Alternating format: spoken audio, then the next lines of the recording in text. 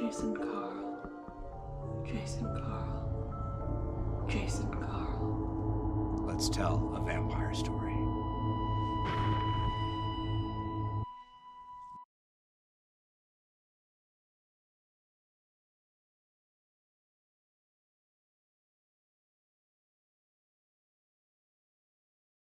Hi, family. We here at McStabber Studios take the emotional well-being of our viewers very seriously. And due to the personal horror nature of Vampire the Masquerade, some of the content of our streams could cause some strong emotional responses. If you feel like that has happened to you during any of our streams, take a moment, take a break, mute the stream, or just skip an episode. Or if you decide that you want to sit through it and watch it, we are available in chat to talk you through it if you need that. Ultimately, we want you to take care of yourself. Do what you feel like you need.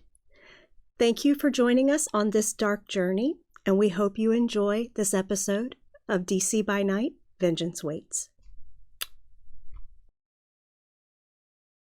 Good evening, everyone. It's your boy Twitch again. They think they can find me, but they never will. This week, I've heard little rumors about certain members of the society around here caught up in an incident in Northeast. It seems they had to tuck their tail and run. I wonder what's going to happen to the Hound for this one. I also heard a disturbing rumor that a certain owner of the Succubus Club was seen visiting the Madam again. I wonder what that's gonna go with. Nothing good ever comes out of there. And finally, there was a giant big party for True Death. He gave the performance of a lifetime, or unlifetime, you might say. It seems the show wasn't even the big part. It was the after party that was so great. A lot of movers and shakers were seen. I wonder what deals were made there. As always, I can't stay long. I've got to run. But why don't you just listen to this little bit from our sponsors, Luca BPS? I've heard they've got the best blood on the block. Free-range, ethically sourced, cruelty-free, certified humane, organic blood products. Delivered by our conscientious and discreet private fleet. Secret. We make sure our stock is local, sustainable, and diverse enough to suit even the most discriminating tastes. Aluka, Blood Product Services. Tapping the potential of blood.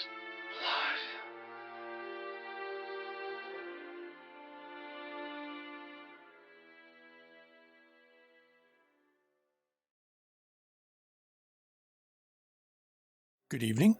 Welcome to McStabber Studios' DC by Night Vignettes. Tonight is a series of 3 vignettes, the first of which occurs right before True Death's performance, whereas Lily needed to speak with Raphael about the information she had discovered that night. So please enjoy. Welcome to the vignette. I am, of course, Shanky McStabber, and in this one I'll be playing Raphael. And I'm Relyn, Shanky's wife, and I'll be playing Lily Sanger, Primogen of Clan Toreador. And to set the scene on this one, this is in Lily's basement of her club, and where she is going to have a bit of a talk with Raphael. And we will begin from there. He's, of course, in his spot, as he always is down there right now. Yeah. Working on some more outfits. Okay. I knock on the door.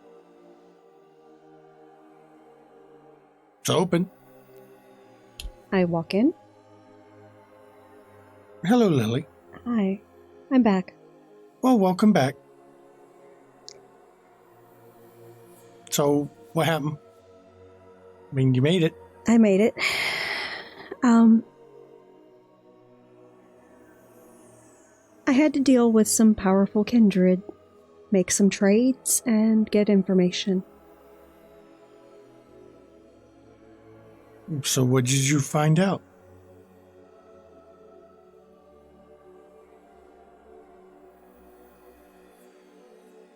Waylon survived the fire. Well, how do you know this? An eyewitness. How's there an eyewitness if it burned? I mean, I'm not doubting you, but... I can't reveal my sources, but I trust that they are being very legitimate in this. I will be able to confirm soon. So, when do we get to see him? I will have to negotiate. So, he's alive, but we don't get... I mean, somebody has him? Yes.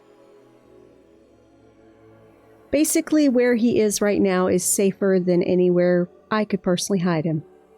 So the prince doesn't have him? No. The prince doesn't know he survived. And we're going to keep it that way.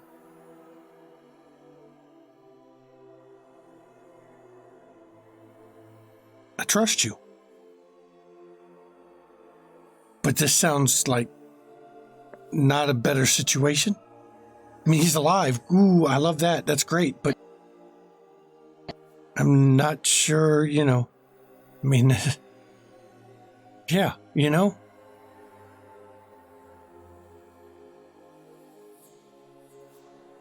You will learn that our eternities are always between a rock and a hard place.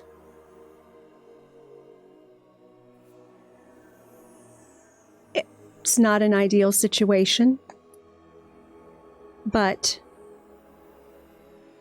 he will be released to us at a later time, is what I was guaranteed. And we know this? I was guaranteed it. I mean, so does this change into the other plans? No. Okay. I mean, will I get to see him? I will negotiate on your behalf for that. Because I feel like you should see him.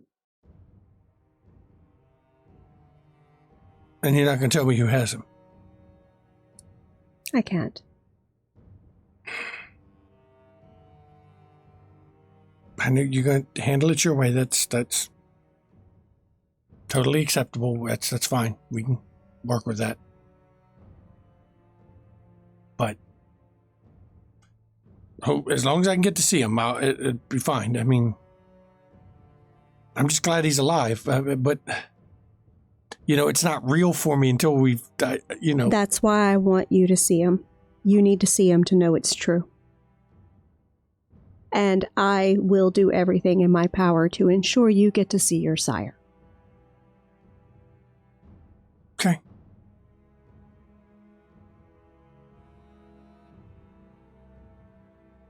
Okay, I trust you.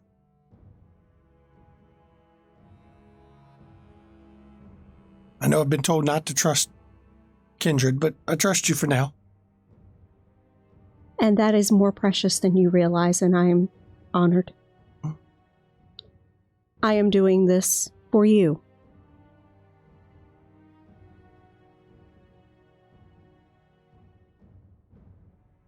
But first, we have to make sure that the one who started all this pays. Oh, I'm in agreement there. He needs to pay. He needs to die. And I have plans that should ensure that happen.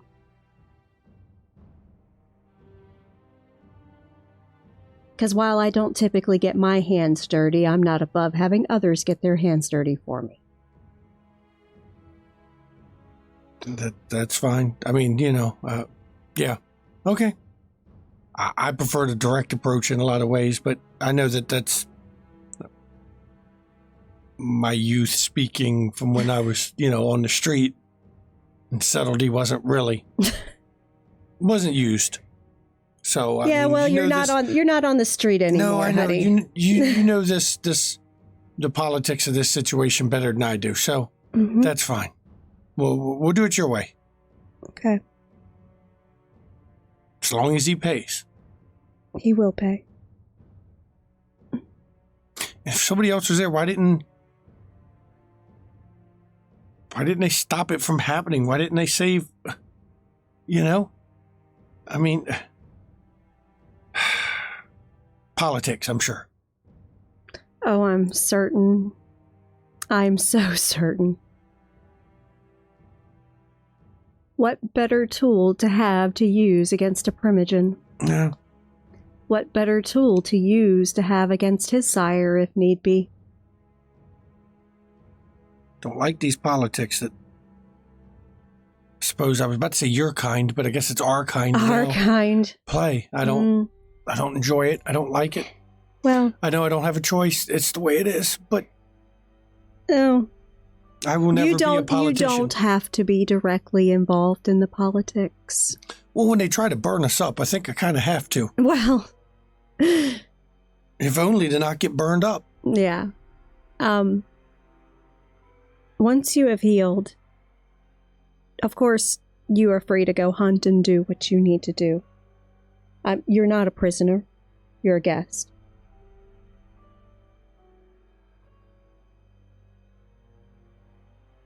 Thank you. I just want you to be very careful.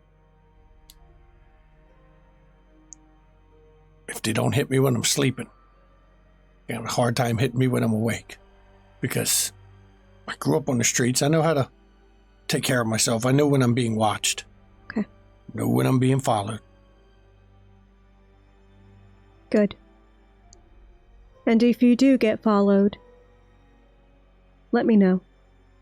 Okay, that's not a problem. Because unfortunately, being associated with me also puts you at risk from my enemies as well. I mean, I thought they're the same enemies, and most of the time it seems they're all the same enemies, but I mean, okay, that makes sense. Yes, well, when you're a lady who likes to make waves, sometimes some people get a little pissed off. Yeah, I can see it. I can see it. Also, if you decide you would prefer to stay somewhere a bit more secure or isolated, you let me know. I can arrange that. And we'll play it by ear. Okay. Because I don't know yet. Okay. Nowhere's, I mean, is anywhere really safe? Well, I can get you on a private jet tomorrow. But that doesn't make me safe. I mean, that don't make me safe. Not true, but,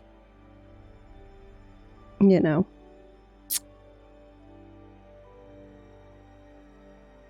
Sometimes hiding in plain sight is the best way to go about it. I mean, I get it. That's what we're doing now. So, I mean, we're doing it your way, because my way, I don't think would work here. Just randomly blowing up a building or two, don't, you know. No. We don't have the boys to send the boys in like I used to. Yeah, no. Yeah, see, I don't know how much you're aware, but I'm sure you've heard of the Second Inquisition. Oh, I know the rules. Yeah, we can't be making great big grand scenes like that. Unfortunately, that'll bring the humans after us. Not to mention, from what I mean, I was always told was it brings others of our kind after us. You're not supposed to do that. So yeah, we're not going to fight fire with fire. We're going to fight smarter. Like I said, I mean, I'm down. I'm with you. Okay.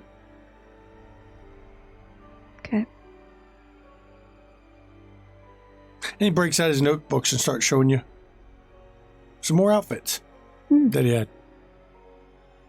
Lovely. Yep. And we'll end this in the scene here rather than drag it, too long on it. But it's clear he's deferring to you in these times, even without the blood bond, because he doesn't know the society as well as you do.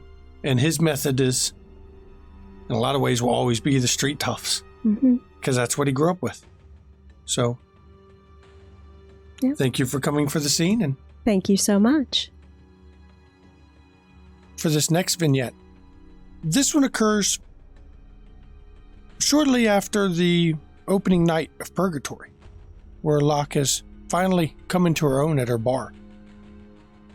For this scene, it relates back to a discussion that they'd had on a rooftop at the Succubus Club for a certain amount of girl talk.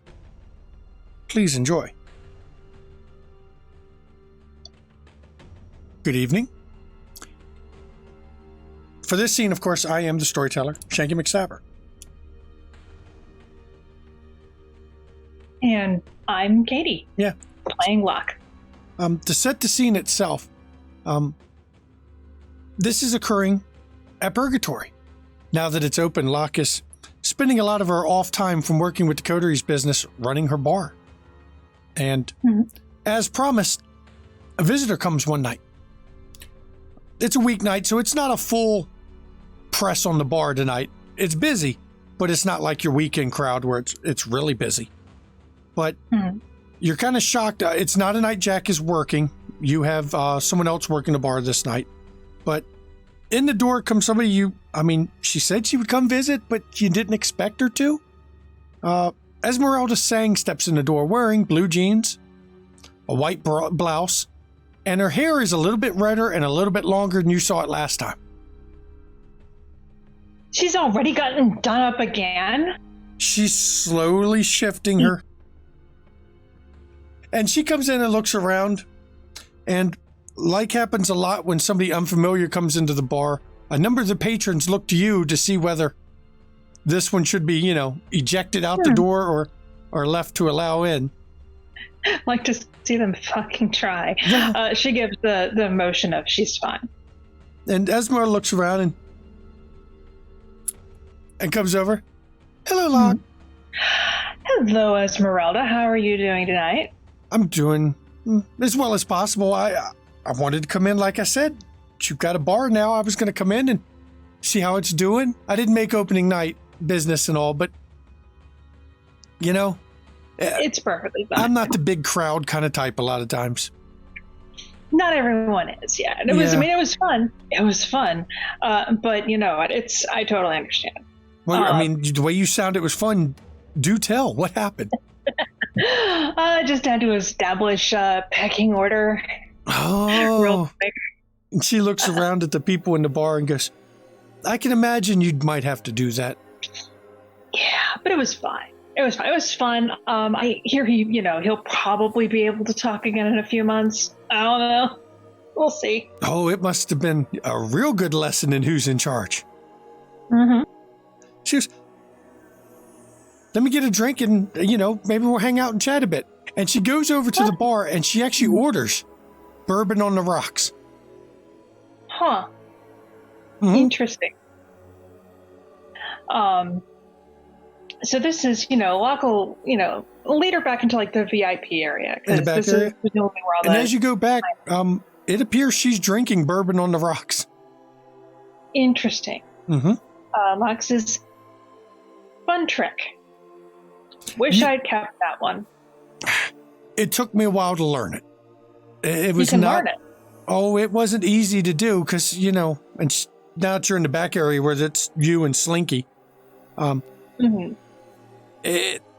You want to throw it up. You want to get rid of it, throw it out. But given time and enough stubbornness is what Dad would say, you kind of learn to fake that a bit easier. Of course, it doesn't help that still in touch with what it was to be alive. Interesting. Huh. Most things I would think are learned. I needed a new hobby. Well, most things I would think are, can be learned. Very few things I haven't. I haven't tried to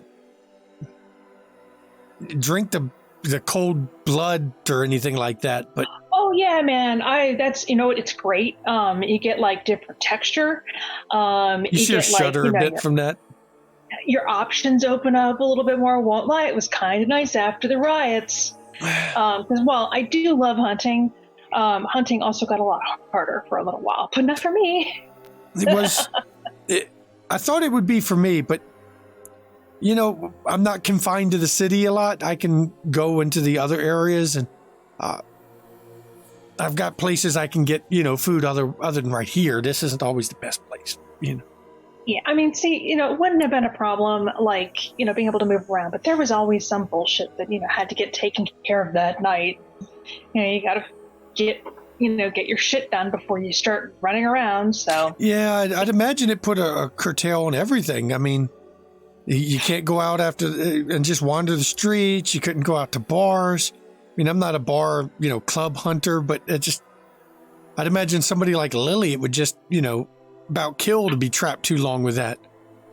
Mm-hmm. I mean, not everybody Q didn't really fucking care. But yeah, it was a little tense. And it didn't help that, you know, the people that were on the streets, even my people, were not around. It was eerie, you know? I tell you, next time, come on and stay out with Daddy and I, but I get the feeling, yeah, that face right there, that tells me just what I need to know about every time I've ever made that offer to people. They get that same look. He seems real nice. He's a bastard, like all of them. I mean, all of them are bad. He seems like a nice bastard. An intra-fun bastard, maybe. But the place I like things to stay walls where they need to be walls. You know, it's funny you say that, because when I'm in it, I don't see what everybody else sees. It's a lot more stable looking. Now, of course, yes, the walls sometimes move, and some days I'll sleep and wake up at night and things are different. They're not laid the same way. But everyone talks about the shimmer and the distorted look and all. I never see that. It's not like that to me. I mean, sure, I've gone into a hallway and turned around and the door's gone behind me. I mean, but it's like a fun house at that point. It's, you know, that's not so bad, but I don't see the really disturbing stuff. Yeah, it's weird. It's like, maybe it's because the house is used to you. Maybe you got like another thing going on. But I mean, for me, gangrels don't fuck with that shit. We just don't. We like everything to stay where it's supposed to stay. But Dorian tells me it's because of my clan. But Sombra, right? Right. Well, that's what they tell me. I don't use their powers. I don't touch their powers. Really? I refuse to.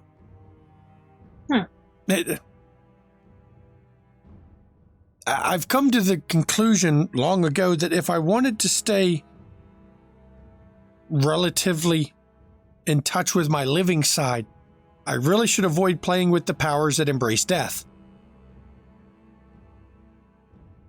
I mean, I kind of get you on that, because like for a long time I avoided the, I mean, obviously gangrel, the beastier sides, the more animal sides of it, because it just, you don't want to lose yourself. Exactly. And it feels like that's a real fast way, because I've met gangrels out west that didn't spend a whole lot of time with people being people. Yeah. Just like they'd wake up, shift, and go about their day, and they were not right at all. It's the same with, I mean, if you're gonna play with, frankly, death, then you're it's gonna stick, you know, you're gonna get death on you. And I've tried to avoid that over the years. I mean, maybe that's part of why I can still, you know, get a shot of bourbon. I mean, it doesn't affect me like it did before, but you know, you go through the motion sometimes and it helps remind you. You know, it's little things. It is interesting. So, yeah, you know, you're relatively newer to the city than most of us here. I'm just curious how you and, well, your coterie's been getting along with it. I don't get to get out and talk, you know, just talk anymore. I go out and people said, what does your dad want this time? And I'm like, well, who says I'm for my dad here? And they don't listen because him. Well, it's kind of weird. I grew up here. But You did? Yeah, I did. I grew up here, but got turned here.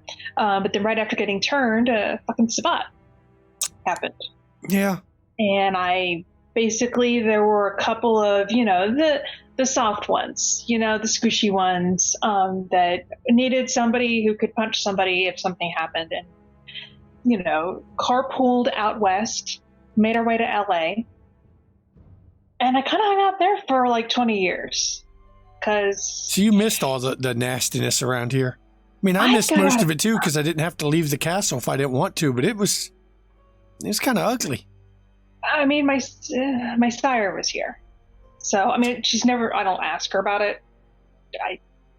But you can tell that shit went down. Daddy told me that your sire was Tabitha, of all things. Yeah, news to fucking me. Wow. Yeah, that I would have never expected it, honestly. I didn't know her much from before, but I don't know, after the war, she just seemed kind of not what she was. But she embraced you before the war, so it was like before whatever happened. I've asked Dad what happened to her, but he won't tell me. Because I honestly don't know either. I didn't know her before the war. Little known fact about when you go in his castle, he pretty much knows everything you do while you're in there. That's probably a fair assumption. Yeah, I mean, not everything, but a lot of things. Yeah.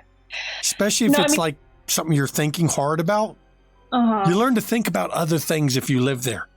Oh, so even thinking shit, not like security cameras. No, like thinking. He can get not like all your, like surface. He can skim off the top.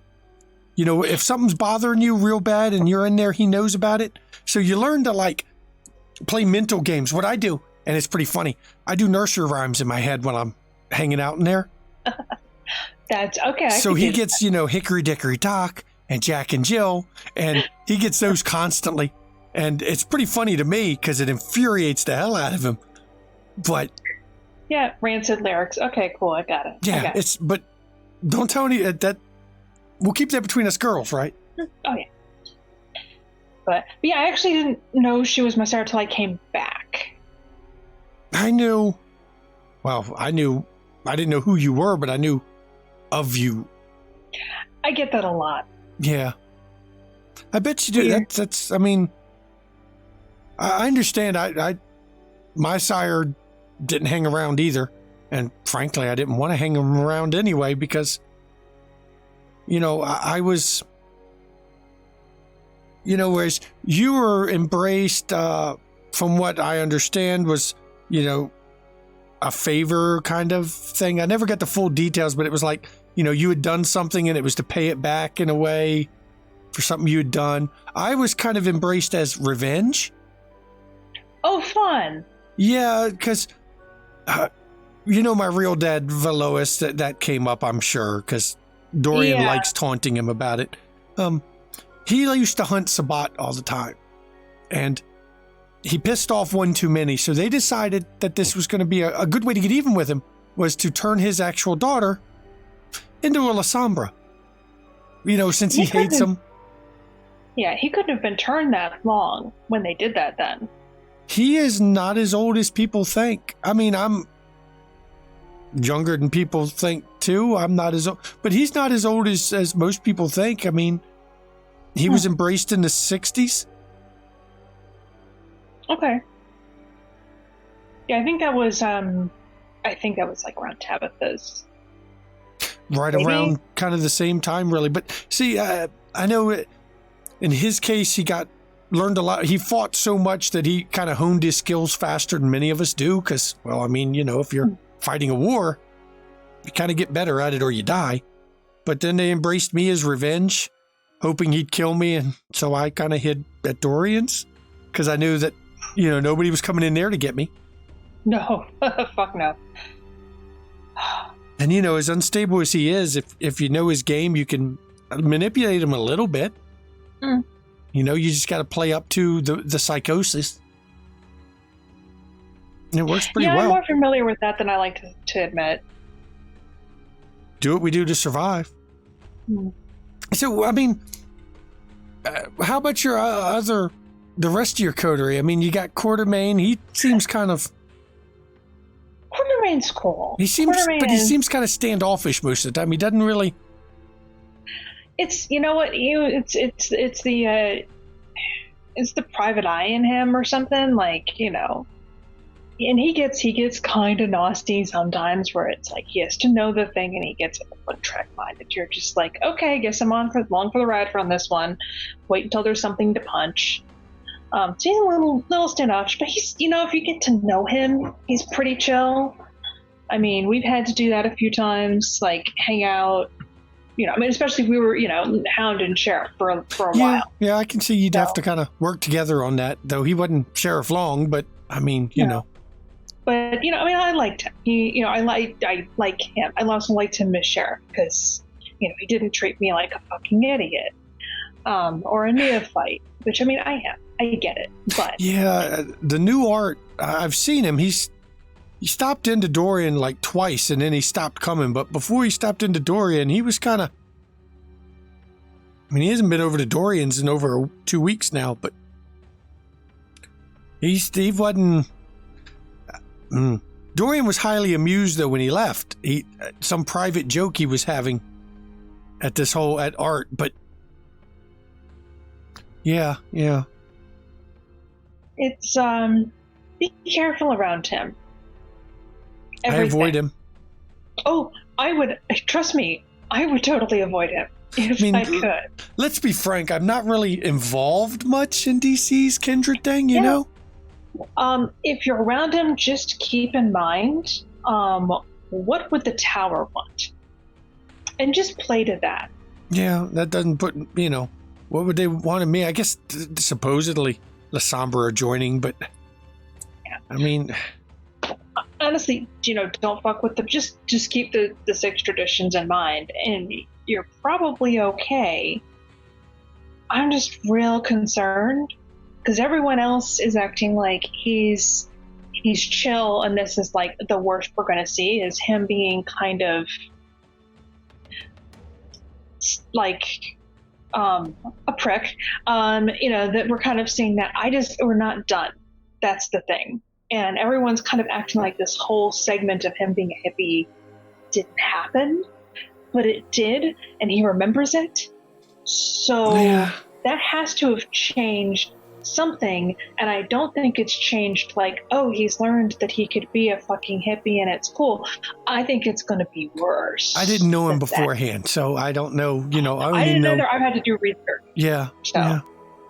So, you know, since it's girl talk night, I've got a friend that's kind of... I mean, I do have other friends, and not many, but, you know, I have friends.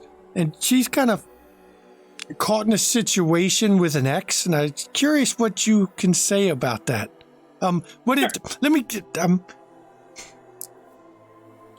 She's, you know, her ex moved out of town, and then he came back to town, but now he's going around acting like he doesn't know her. And she's kind of curious, you know... what she should do about it. And I'm like, well, I don't have a lot of experience with relationships because I just don't. But I mean, well, I mean, if he's acting like he doesn't know. Okay, so they are like split. They fucking split. Yeah, they split, and he moved out of town. Then and he comes back. Acting like he doesn't know her. Right when he comes back. Okay, well, one, I mean, on a like, you know, boring level, that can be a fucking favor because exes are terrible and they all should just do us a favor and die because it makes things way less complicated. But we're talking kindred or kind? You don't have to say, but it does change. It's kind of a kindred thing, but at the same time, the break wasn't like, you know, a break of fighting, or it wasn't like a bad break. It was just kind of a situation demanded to break. It's kind of like an R thing where it's like things that, you know, just we live a long time, shit happens. I think I have it. Yeah, I don't know, you know, what to tell her. I mean, it could also be spooky shit. Could also be political. He could be trying to act like he doesn't know her for her. If he's fucking with something big. Kind of like, I don't know her to protect her because of what I'm going through, kind of a thing. Yeah, kind of that. I mean, okay, because like that's okay. So I mean, it all came out in a fucking court, whatever. Tabitha basically pretended like she didn't know who the fuck I was for 24 years. Wait. See, I didn't know that years. part. I mean, I'd heard rumors from the coronation shit, but not, Yeah. To protect me, because I was sired inside of Camarilla City without permission. So that sired without permission thing, they're really strict on that sometimes? It's one of those things that's real tricky. It's real tricky. So like if they're sired within DC, and it's all timing and bullshit, like if you're just outside of the prince's territory, you're fine. Like whatever. If you're inside, then you needed permission. So that's kind of how that plays out. That if you could feasibly say, "Oh, I sired them in like Greenbelt," why would you be in Greenbelt? But I was in Greenbelt and I like sired them. Does anyone go to Greenbelt? Huh? Does anyone go to Greenbelt? Nobody fucking goes to Greenbelt. But I would say the only reason you go to Greenbelt is to sire a child and wanting to stay out of the bullshit. Yeah. Okay. I see where you're coming. Yeah. Even then, it's still kind of tricky because they could be like, "Well, prove it." And they got the Tremors with like all the people that can do mind shit, and I don't know, Tremors can do pretty much everything, I assume. If I'm like, could somebody do it? I'm like, probably a Tremere somewhere can do that bullshit. So, there's lots of like, it's tricky. A lot of it comes down to how much do they want you to live? The normal thing of, what do you offer? Is it worth, turning the other cheek or turning our head away so that because, you offer or they offer enough to, yeah. I am pretty sure the only reason Tabitha is still alive is one, art at the time, and two, I made a deal and I was owed a bit of a favor. So. Yeah, because I mean, I'm talking to my friend. I happen to know that there was no permission gained for, this individual. And it was kind of one of those, that embraced happened and they, wasn't allowed to be, yeah. So is this sire-child kind of thing? Situation? Yeah, kind of. It was Ghoul, and then Ghoul turned into Kindred because, the Ghoul thing is kind of, it's a mockery in a lot of ways of anything resembling anything else. And weird. I mean, I've thought about getting a Ghoul, but it seems like real uncomfortable because I watched Lily with hers and they're all like... Well, it works great if you're going into it with the right reasons to make a Ghoul. From speaking with my friend, of course, don't Ghoul someone you care about because it turns into a mockery of whatever feelings there were because they're forced at that point to like you, to do what you say, to be compliant, subservient. And if that's not what you're wanting, you've kind of fucked your shit up there. And yeah, I've watched Lily's Ghouls like I hump her, and that's really uncomfortable. Yeah, so, from speaking with my friend, she just didn't like what that did to somebody and kind of embraced him instead. Huh. I mean, it could be that they're trying to protect them. It could be... I mean, have you ever had somebody make you forget shit? Dorian's done that once or twice, and I mean, I didn't know what I forgot, but I know I forgot something later, not at the time, but then later on, it's like, I know I was in the throne room talking to him, and next thing I know, I'm in the kitchen standing around, and I'm going, why am I in the damn kitchen?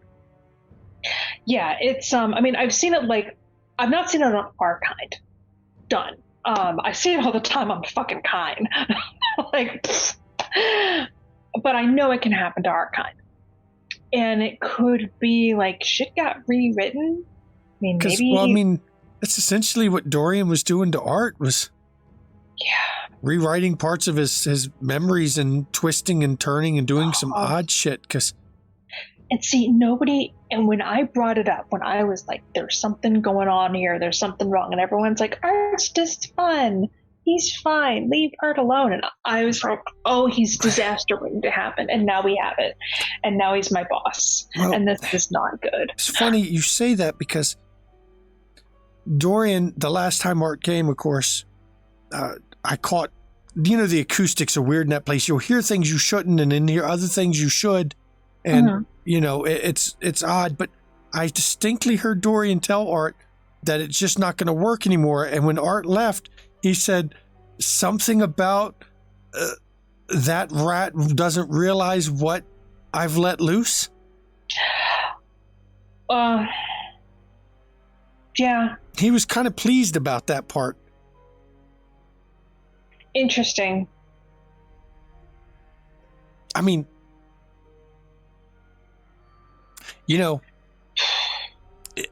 that seems like something you might want to know more about, living in the city. So maybe we could work out maybe an arrangement. I do something for you, you do something for me. I think an arrangement would be a very good thing. Well, I can dig into that discussion to see what, because he talks to himself a lot. And what do you want? Well, tell me a little bit about Lily. Okay. What would you like to know? Give me a start. She runs her club. She's got her guards that are around her and all the thing. And I always see Steve with her. What are those two like? What is their... is he Steve and is her, are they like a thing? No, they're not a thing. I you think sure about that? 'Cause... Yeah, I'm sure. Lily likes I don't know what Lily likes, but... Well, I noticed that Raphael is now staying there with her. Yeah, that's some clan bullshit. It's weird. Like, I don't know. I lived with Lily out west, and I don't know what Lily likes, because, she would be like, oh, I like this thing, and then, she'd kind of toss them after a while. Like most Toreador, yeah. They get bored and throw them away. And yeah, and it's, so I don't know I think she does not like that way people. She likes kind of like the first hit off a joint. I remember those from the college days. So it's that versus the third bowl. It's that kind of thing. She likes those two aren't like a thing or anything? There's not... No. I think that you have to remember, when she does the little, the coy stuff, it's not real. I had to figure that out, that it's not real. She'll have real moments, but that one's not real. And so she'll do that because it's a show, and she likes having Steve around because he's weird and dangerous. And she likes that, but it's kind of like showing, it's kind of like showing off, like an armory. Yeah, it's interesting. So she just kind of runs her club and does her thing. I know she's trying to be political and all that. I've seen bits really and pieces, but it's weird. She wasn't political out west. No, not at all. We hung out. I lived with her out west. I stood on her couch. Because, she would do shit, and, sometimes it was easier just to have me solve a problem real fast in an alleyway with a fist. And she liked that. It was showing off. It was showing off that she could take someone powerful and have them in her wake. And I was fine with that because I got a couch out of the arrangement. Place to stay. Look what I did to get me a house. Yeah. I put up with Dorian. Yeah. Yeah, Toreador, like, is a whole lot easier to put up with some days. Yeah. Oh, I'm sure. So, yeah, some days. Someday. So, like, does Steve ever, like, mention his sire or anything of his past or anything? Because he seems kind of, I mean, all of you seem, I understand all of you, he seems the odd one out of the group. He was kind of assigned to us, which was weird. Like, Lily and I found each other by chance. We found Quartermain by chance.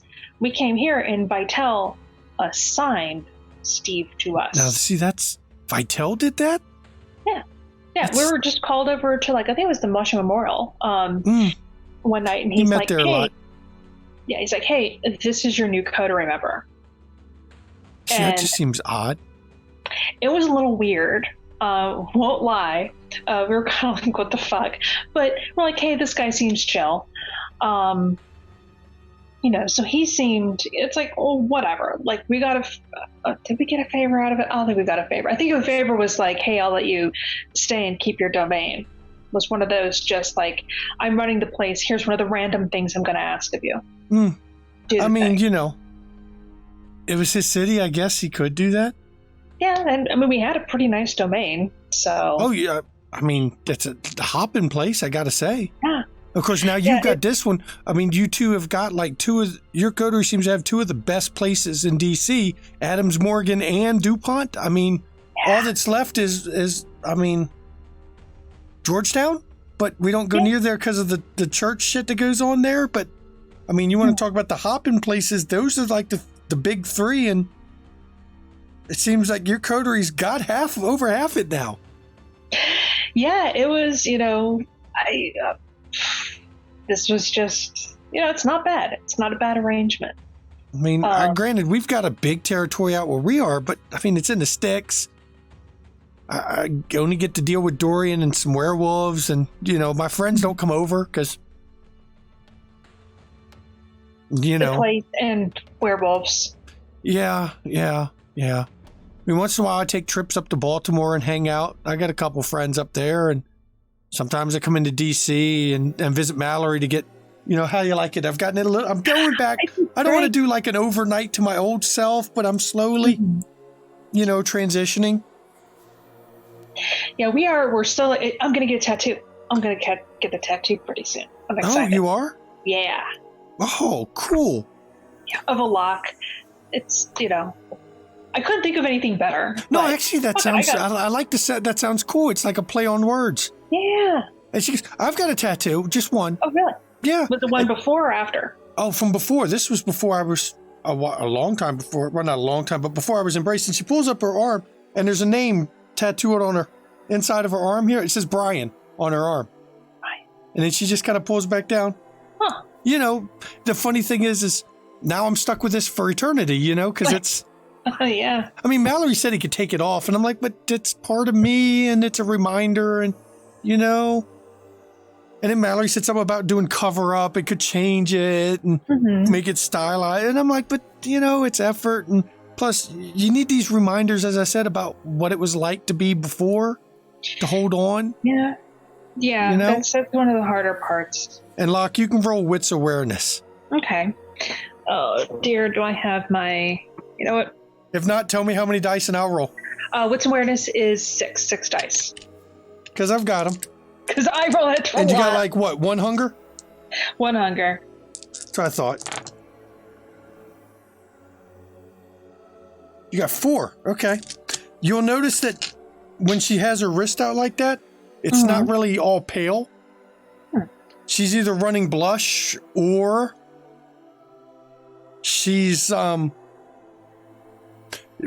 exhibiting signs of being more human than most kindred. Or she has a high humanity. Right. Interesting. Mm-hmm. Interesting. Proof that you can be a bitch and high humanity. Yes, you can. All right. And she goes, I'm going to see what I can dig from Daddy about that situation for you. Because I enjoyed our talk, and I'm sure we'll have more of them. Oh, absolutely.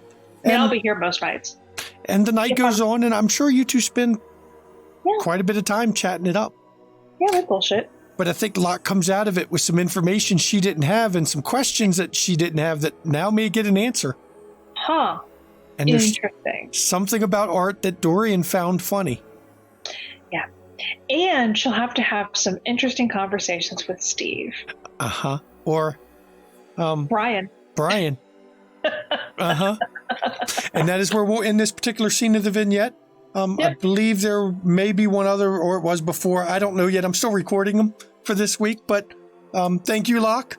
I wanted to do the Esmerelda Locke scene because I felt it was important, and Locke needed to get some little tips and info that only she has that she can use to either hold on to or share with the coterie to spread around there. Because the fact that Esmeralda's heard something about Dorian finding it amusing what he unleashed on the rat. Fun. Yeah, from a man that seems to be avoiding politics is disturbing. Mm-hmm. So, thank you all, and we'll see you next time. Bye-bye. And in this last vignette, it will be only me. I am playing Stanford Warwick, Prince of D.C. And the scene is his throne room under the Washington Conference Center, where, unlike most nights he's been seen there, he is not sitting on his throne, he is pacing back and forth.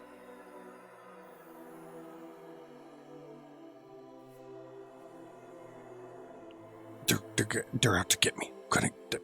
Can't believe this shit. I'm being betrayed on all sides. We're back in fucking Providence. That's bullshit. That's not gonna fucking happen. Fucking Torador turns against me. Our own clan getting killed. Quartermain quits. I mean, if it wasn't for my damn gangrel sheriff and a damn Lasombra of all things who'd have thunked that shit, I don't even know where I'd be. But that's okay. I'm gonna get him. Yeah, I know how to get them. They think they're gonna get me, but they're not. They're not gonna get me. No, my kids are coming. Yeah, when they get here, we'll purge them all with fire, Yeah, that's what we're gonna... Fire. We like fire. Fire works well. Burns the enemies out. Cleanses the soul. Yeah. Now, can I do it without getting caught? I messed up with the fire on the black magic. Yeah, I see that now. That damn Dr. Philo had told me everything. I could have planned it better. And I lost one of my servants doing it, but I can get more of those. It's okay. Let me think. How am I going to do this? Ooh. It's Vitel. Yeah, that's what we do. We blame Vitel. I like this. Okay, let's work this plan. Let's work it. Yeah, I'll get my kids here. We'll frame Jack. Smiling Jack, maniacal Jack. Yeah, well, that'll work. By blaming him, then it gets it on Vitel, and I'm free, and I don't have to worry about it. Yeah, and then I don't have to hide in here. I like that plan. I like that. Okay, wait a minute. How are we going to do this? We can't do another firebomb. We've done that one. Terrorist attack. Maybe use explosives this time. I don't know. And he continues to pace back and forth, still muttering. Almost lost in the craze of it all. I mean, I could just do it the easy way and just send Art and Vicky to go and purge them all. Art will do it. He's loyal. Vicky, she won't care as long as I let her kill somebody. I could do that. But I'd rather blame Vitel rather than take the beef or the heat on it. I don't know. Damn it, Nathan. Why did you have to get taken? I could use you now. Damn. I'm gonna burn it, or you're gonna burn it. They're not gonna catch me again. I'm not gonna lose this all over a second time. They're not gonna take it. It's mine. They shouldn't have taken Providence from me. That was mine too. That's okay. I'll get them. I'll get them all. I'll even get that little bastard Anton too if he ever comes back in my city. It's my city now. Yeah. I'm gonna get him. The signs of madness in a kindred. The signs of a kindred who has lost control. It's funny. You hear of the ones who are older becoming unhinged, and showing signs of different clans. But you don't often see examples of it. And in this case, we have a prince in DC that was known for brutality. Everyone always assumed it was just because it was pragmatic. But the madness of the old take different forms. And in this case, there's a madman on the throne for sure in DC who plans to burn out, blow up, or otherwise eliminate his enemies and blame it on Vitel. I would like to thank everyone for coming for this final vignette. Thank you everyone for watching. Tonight's vignettes was a series of 3 short scenes in a lot of ways, but it shows the other parts of the story that otherwise would never get shown at the table. In one, you see Lily coming back to explain to Raphael that Wayland is alive. In the next, you've got a glimpse into Esmerelda along with Locke for their girl talk. And in this case, you learned a little bit more about Esmerelda. She is not nearly as politically savvy as many kindred around here, and she gives away quite a bit that even the non-politically astute Locke can understand. Very thinly veiled discussion. And then the last one, you saw what's been going on with the prince and why he isn't being seen at the moment. And talk of his children coming, which has been brought up before at an earlier time. So I'd like to thank everyone for coming to DC by Night Vignette. If you'd like to join us on a Discord to talk about this episode, pop over to chat. There's going to be a Discord link over there. Pop into McStabber's Lounge, say hi. All the cast, the guest players, well, almost all the cast. Quartermain doesn't hang out on Discord, but all the rest do. All the guest players are over there, and you can find out things coming up. If you'd like to look at our back content, pop over to YouTube, links over here. You can watch all the old episodes and the vignettes of DC by Night. You can also look down below, check out the equipment we're using if you got any questions. Also, finally, with this one, is if you like what we're doing, you want to support us, give us a follow. If it's on YouTube, give us a subscribe on YouTube. On Twitch, you can give us a subscribe if you really like what we're doing. Every little bit helps, you know. If you got an Amazon Prime, you get a free subscription every month. You can use that. And finally, I have an announcement to make. Next Tuesday, we will be streaming in a one-shot with, once again, Tamshu. And this is going to be another Dead of Night one-shot at Tuesday at 6 p.m. Eastern. This is much earlier than what we usually play at, but it's the time zones, and that's what time we're playing. It's actually a birthday episode for Tiss, which is Tamshu's Pathfinder DM. So we will be playing Dead of Night, Lost in the Forest. I am going to be the philanthropist, Thurston Kennedy V. So please join us for that. It should be fun. The last one, everybody had a good old time watching us. And we will, of course, be here Sunday at 6 p.m. Eastern for DC by Night. And we will also be here next Wednesday for our next vignette. So thank you, everyone, for coming and watching. And good night.